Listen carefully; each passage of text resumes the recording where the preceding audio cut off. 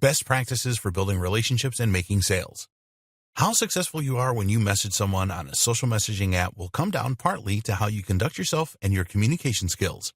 Keep in mind that you are messaging someone through a platform that is ostensibly meant for friends and family, and that they may take offense at this. This is a delicate line to walk then, and you need to be careful about how you phrase your messages in order to get the best response. Use their name and be personal. A lot of bulk email services and programs will allow you to insert the name of the person you are emailing, which, of course, will help them to spot the message in their inbox. We have been conditioned to look for our name in blocks of text, and so this is a good way to make your message stand out initially. Don't overdo this one, though. It has been used a lot, and so it's actually starting to be seen as a sign that a message is a piece of marketing.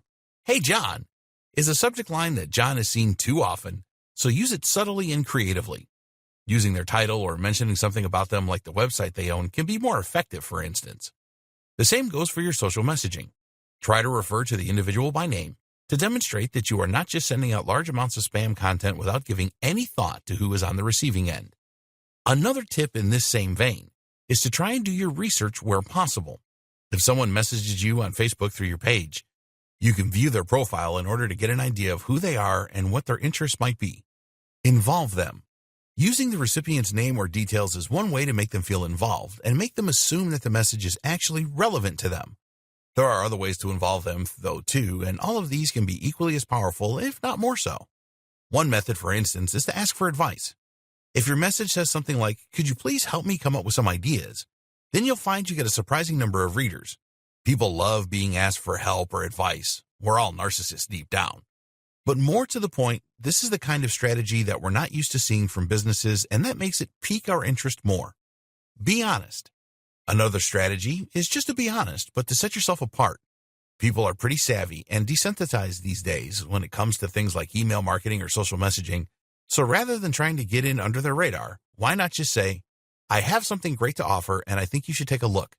It's refreshing, it's honest, and when they do click on the link to open it, they're going to be much more open to whatever you're selling than they would be if they felt they had been tricked. Likewise, when someone signs up to your messenger, make sure they do so under no false pretenses. You intend on selling to them, then say that. Cold sales.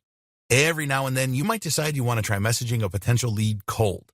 That means that they have not given you any explicit or implicit permission to message, and you are not in any way continuing a conversation or answering something they sent. When doing this, it is still important to ensure that you have permission to contact the individual and that they are genuinely engaged and interested in your brand. It's also important to keep your message short, brief, and to the point. Start with a phrase like, "as a loyal customer," or "thank you for liking our page." This can help to get the conversation off on the right foot and can help to explain away the message out of the blue a little. You should still keep your messages extremely short and should aim to ask one question in them. This way, you will get them to engage. That question should be something interesting, and it should be something that they can answer quickly with a yes or no answer. Interestingly, you may have more luck if you try to get them to answer no rather than yes. This is because we are asked to say yes to marketing messages too often and have become desensitized.